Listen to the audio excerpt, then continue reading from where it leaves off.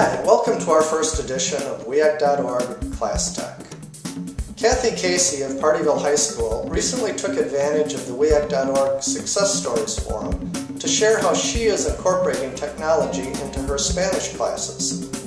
Kathy doesn't settle for knowing and understanding and being an expert in Spanish, or on her ability to teach Spanish in traditional ways. By incorporating 21st century technologies into her teaching, Kathy has taken Spanish to a new level, using wikis and such strange-sounding cloud computing programs as Toondoos, Glogster, Kissio, and Yodios. The results, she tells me, have been spectacular.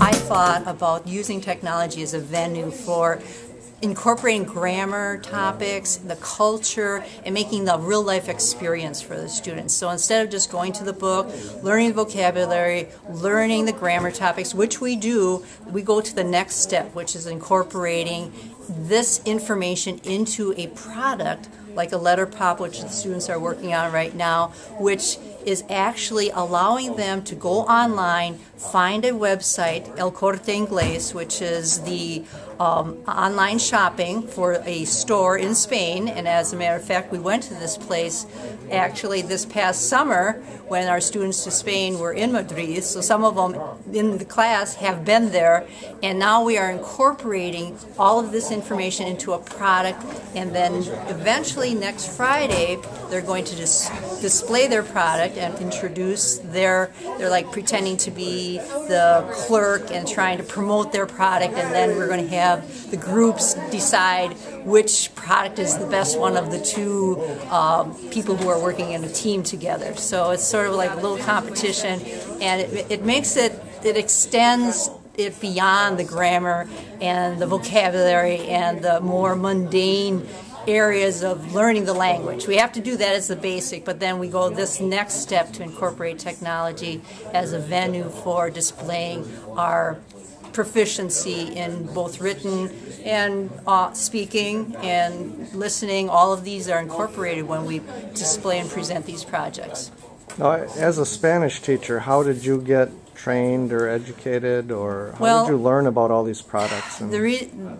The reason I needed training is because I've been a Spanish teacher for a long time, and I didn't know as much about technology as I probably should have. So I attended the John Muir Academies several years, and I also have taken some workshops through CISA 5, which many times have shown some of the actual online apps that were possible. Also, I go to the WAFLIT convention, which is the Wisconsin Association for Language Teachers, and I've attended quite a few of those conferences and attend conference workshops which focus on the technology aspect and how to incorporate these types of apps into a wiki. And I've set up the wikis as sort of our location, our storage location, so we all have access. And then with the wikis, we also invite the other schools, and they continue to communicate with us in the wiki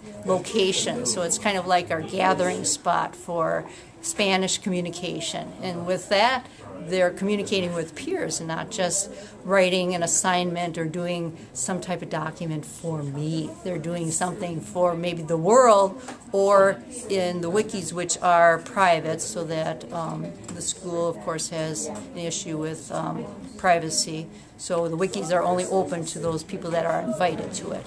So I think people sometimes have the impression that teachers, like a Spanish teacher, for example, they learn their trade early and then they just glide through life doing the same thing. Well, obviously that's not true. I would hope not. I think that if we want to be real 21st century, we have to realize that technology is with us. It's not going to disappear. This is something we have to try and incorporate, I believe, in order to make students more aware of, at the next level, the university level, how to possibly do some of these projects, not just only in Spanish, but maybe they can take some of their skills they've learned and use it in a different area or in their careers. They may have to do presentations. I've had former students come back and say, I never thought when I was a 15-year-old sitting in your class that I would be using some of this, but now I'm in international business, or I work for John Deere. I've had to travel, or I've had to do presentations with my job, or I've had to do telephone discussions with Hispanic speakers, and I never thought 10 years ago that I might be using some of this as an adult, and that's what I'm trying to do, is prepare our students for their next, hopefully 80 years of their life, where they will be using this technology and beyond. And for you to be able to do that, obviously professional development's a very important part of it. I would like to say my administration has been very supportive of sponsoring me and paying for the different workshops, and very supportive of my desire to become more proficient in technology. That also has been a very big factor. Which in turn benefits the kids a lot. Precisely, exactly. It's a win-win for everybody.